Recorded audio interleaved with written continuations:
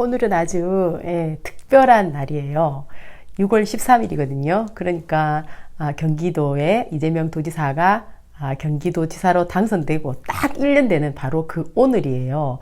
그 오늘 이재명 도지사가 방문해서 협약식을 맺었어요. 그러니까 보면은 1년 내내 뭔가 이제 일을 계속 해 나가고 있는데 그 중에서 정말 특이한 것 중에 하나가 이제 각 도들마다 경기도 안에 있는 뭐 안산시, 뭐 평택시 많은 시가 있잖아요. 그 시들의 이제 시장들하고 뭔가 협약식을 맺는 그런 의식을 우리는 정말 많이 봤죠. 그 중에서 이제 하나인데 오늘 또 가서 또 이제 협약식을 맺었어요. 그게 바로 동두천에서 이제 어린이 박물관이 지금 완전 적자가 너무 심해가지고 이것을 도저히 스스로 운영하는데 이제 한계까지 왔다는 거예요. 그래가지고 이것을 사업의 타당성을 다시 한 번 더 재고를 해서 보니까 돈이 엄청나게 많이 소요되는 그런 일이었던 겁니다. 그런데 이재명 도지사가 딱 1년 되는 오늘 여기 가서 이렇게 협약식을 맺는 것에 있어서 저는 아주 좀 기념할 만한 일이다 이렇게 생각을 해요. 왜냐하면은 이재명 도지사가 바로 당선되자마자 제일 먼저 한 일이 동두천에 가서 거기가 굉장히 그 경기도에서 계속 어떤 지역의 특성상 이렇게 차별받고 계속 희생당해 왔던 그런 곳인 거예요. 그리고 이제 그 환경적인 문제에 있어서 무슨 냄새가 굉장히 악취가 심해가지고 그러니까 그 전임의 도지사로 있는 사람들한테 아무리 이 문제를 해결해 달라고 해도 눈도 끔찍 안 하고 있어가지고 동두천 거기 시민들은 불만이 너무나 많았죠.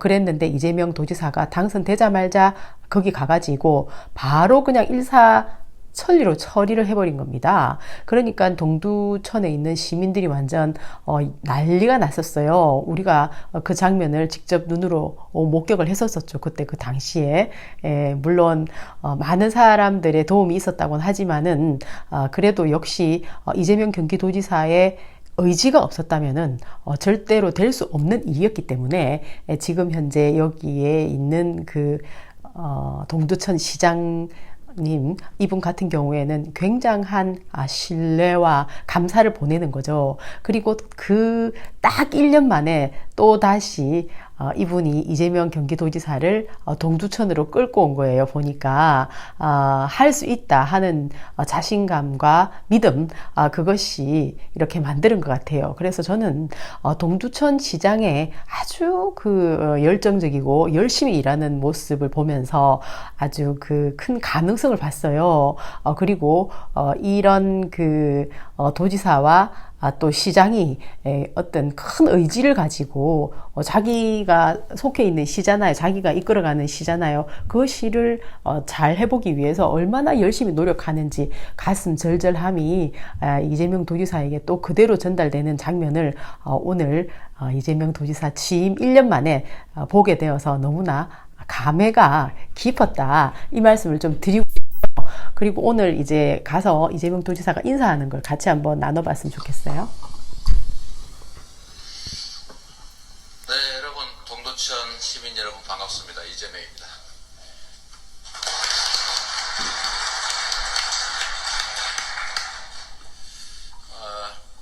우리 아까 사업 소개에서도 잠깐 말씀을 해 주셨지만 실제로 이 어린이 박물관 인수 문제는 아마 우리 동두천 시장님 아니었으면 불가능했을 거예요. 말은 좋게 하지만 실제 여기에는 상당히 중요한 사실이 숨어 있죠. 연간 20억 원을 초과하는 운영비를 누가 낼 것이냐.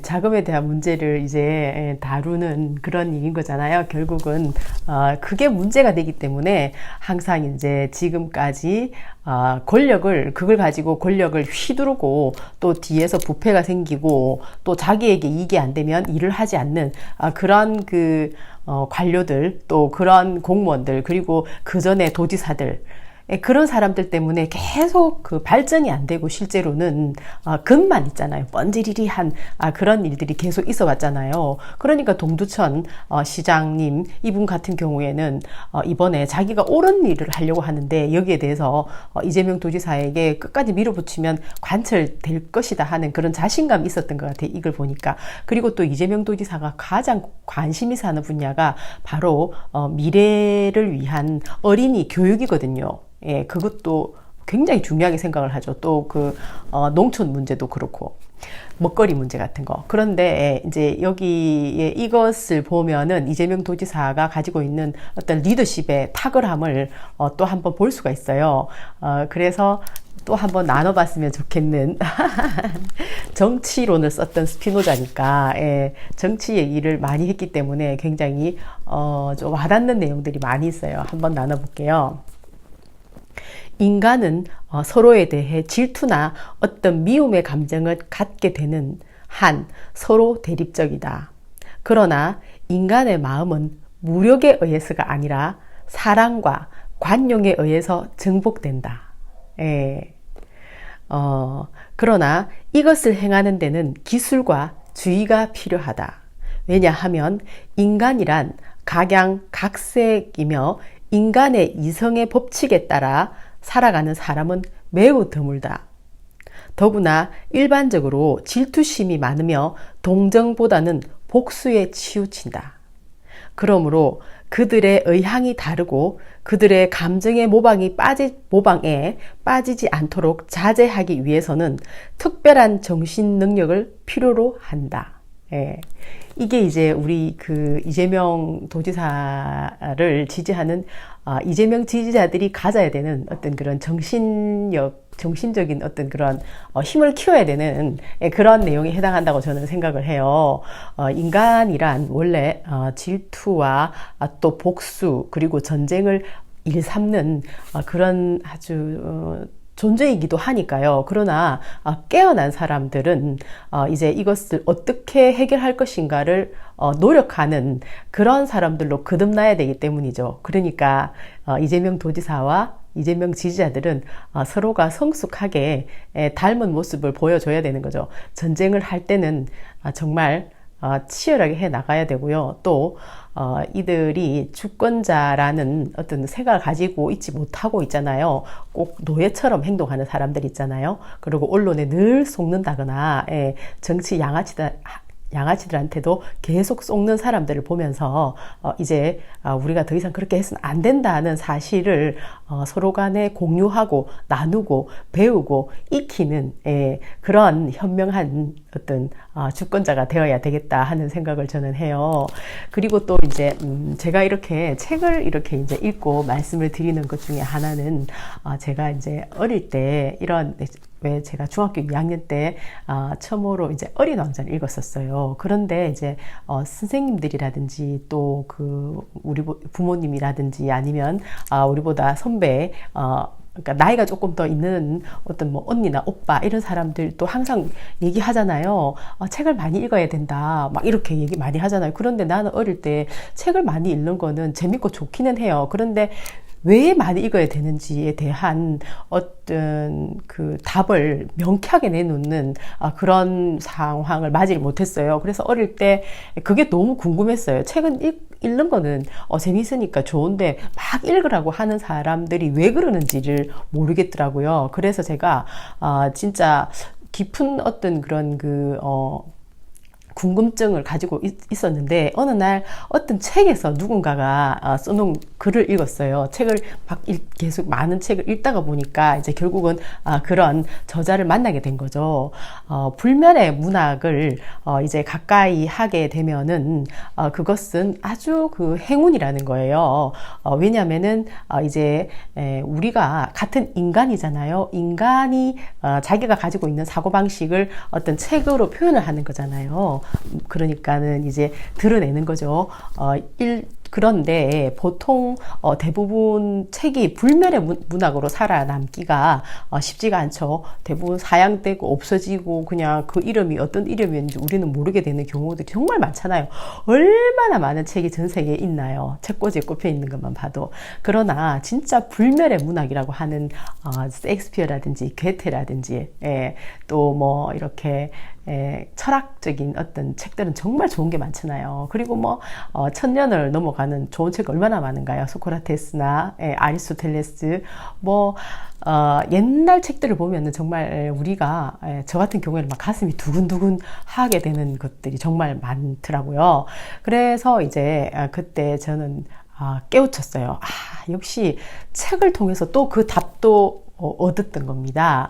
그래서 이제 그때부터 더욱더 이렇게 궁금한 모든 것은 책 속에 다 있다는 것을 이제 스스로가 깨우친 거죠. 그래서 뭔가 사건만 터지면 서점으로 달려가는 그런 습관이 있었는데 항상 그 문제에 대한 답을 만족스럽게 얻을 수가 있었어요. 물론 노력을 많이 해야 돼요. 도저히 책도 그냥 한 번 봐갖고 안 되잖아요. 그러면은 비슷한 종류의 책을 이것저것 계속 찾아보면서 이제 결론을 얻어내곤 했었죠.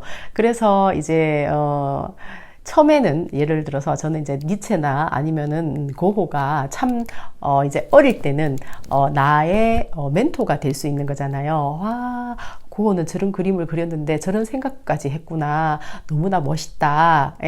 니체도 그렇잖아요. 그런데 이제 그때는 완전히 멘토가 되거나 하지만 나중에 이제 내가 너무 이제 좋으니까 가까이 계속 두고 늘 보다 보면 나중에는 꼭 친구 같은 생각이 드는 거예요. 가장 친한 친구가 될 수가 있어요. 그러니까 소울메이트라고 할 수 있어요. 시공을 초월하는 그런 친구가 될 수 있는 거죠. 그리고 이제 뭔가 문제가 풀리지 않는다. 뭔가 참 답답함을 느낀다. 이럴 때는 의사소통을 하고 싶잖아요. 그렇기 때문에 이제 보통 막 전화를 붙잡고 뭐 수다를 떤다거나 뭐 여러 가지 방법이 있죠. 그런데 저 같은 경우에는 니체의 책을 탁 펼친다거나 아니면 이렇게 스피노자를 이렇게 탁 펼쳐서 읽는다거나 이러면은 친구가 나에게 뭔가 내가 찾고자 하는 그 수다 있잖아요. 그것을 이 안에 이렇게 써놓은 글이 나에게 말을 거는 그런 느낌이 들어요. 그래서 이제 해소가 싹 돼버리는 거예요. 그런 어떤 경험들을 지속적으로 계속 해오다 보니까 제가 이제 이렇게 정치적인 문제는 너무너무 복잡하잖아요. 실타래처럼 엉켜있고 하나 굉장히 심플하고 단순한 거거든요. 그런데 그것을 사람들의 복잡한 심경으로 온갖 방법으로 꼬아놓은 거란 말이에요. 그러니까 이렇게 시원하게 한 줄기 소나기 같은 느낌으로 쫙 이렇게 표현해 놓은 이런 것을 이제 함께 나누는 것은 그러니까 내 친구와 함께 나눈다 이런 생각으로 저는 얘기를 하는 거거든요. 사람들이 다 틀리잖아요. 어떤 사람은 답답할 때 뭐 이렇게 교회 가서 기도를 한다든지 또 절에 가서 뭐 이렇게 이제 108배를 한다든지 뭐 또 친구하고 수다를 뜬다든지 아니면 나가서 술을 먹는다든지 많은 방법이 있잖아요. 답답할 때. 그런데 저는 이렇게 책을 통해서 그것이 다 해소가 되더라고요. 그리고 또 오늘 이제 뉴스 중에 하나 이재명 도지사가 6.13 이 기념일이잖아요. 저 같은 경우에는 그렇게 생각을 하고 싶어요. 딱 1년 된 날이기 때문에 너무너무 우리 이재명 지지자들은 진짜 이재명 지지자들한테는 특별한 날이라고 저는 생각을 해요. 우리가 치루었던 전쟁을 생각하면 정말 잠도 못 자고 와, 그때 생각하면 정말 엄청나죠. 그때 가장 중요한 화두 중에 하나가 있었잖아요. 바로, 기본 소득에 관련되는 거잖아요. 국토 보유세를 통한 우리 그 지금 현재 소비의 양극화를 줄이고 해소를 하는 거죠. 그리고 이제 지금 완전히 죽어 있는 골목 상권을 전체적으로 살릴 수 있는 최적의 방안이라는 거죠. 자금을 돌게 할 수 있는 지금 완전히 자금이 꽉 막혀가지고 혈액이 돌지 않는 이 상황을 해결할 수 있는 너무나 적절한 방법인데 이것을 이제 어떻게 효과적으로 달성해 나가느냐가 문제인데 그것에 대해서 오늘 또 이제 신문 기사가 멋진 게 하나가 탁 떴더라고요. 그래서 이재명 도지사님의 의지가 보이는 그런 기사였어요. 지금 그 국토 공시지가의 어떤 그런 그 표기가 굉장히 불합리하게 잘못된 게 많다는 거죠. 거기다가 경기도 같은 경우에는 1,300만이 넘는 곳이니까는 얼마나 규모가 큽니까? 사람도 많이 살고 있고, 그리고 이제 또 이것도 계산상으로 보면은 아주 그 형평성에 굉장히 어긋난다는 겁니다. 6월 13일 경기도지사 딱 1년 된 날입니다. 1년 만에 경기도는 어떻게 변했나요? 저 같은 경우에는 사실 정말 놀라워요. 경기도에 대한 뉴스, 경기도에 대한 어떤 변화, 경기도가 어떤 도시인가, 온갖 그 협약식을 통해서 진짜 가는 곳마다 다 개성 있게 발전되고 있다 하는 사실을 알게 됐죠. 이제 1년 만에 이렇게 엄청난 변화를 겪었잖아요. 아파트 원가가 공개가 되고 또 CCTV가 이렇게 설치가 되고 전부 전쟁 치른 거 아닙니까? 토건족들하고 의사협회하고 그리고 또 이제 바뀌는 것들이 경기 지역 화폐를 통해서 지금 이제 1만 호가 안산에서 이번에 이제 달성이 돼가지고 또, 거기서 기념식을 가졌잖아요. 그러니까는, 다른 시들도 계속 노력하고, 있다고 생각이 되는데, 그것은 골목 상권이 좋아지는데 혁혁한 어떤 그런 그 공을 세울 수 있는 어떤 그런 제도적 장치이기 때문에 굉장히 바람직하다. 그렇게 생각을 해요. 제가 지금 앞으로 또 기대하는 것은 1년 후에 6월 13일 그러면은 경기도지사가 취임한 지 2년 되는 해잖아요. 과연 경기도는 또 어떤 모습일까? 1년 만에 이만큼 해냈는데 또 앞으로 1년은 과연 어떻게 될 것인가? 굉장히 가슴 뛰는 그런 오늘이다. 그런 말씀을 드리고 싶어요. 바이.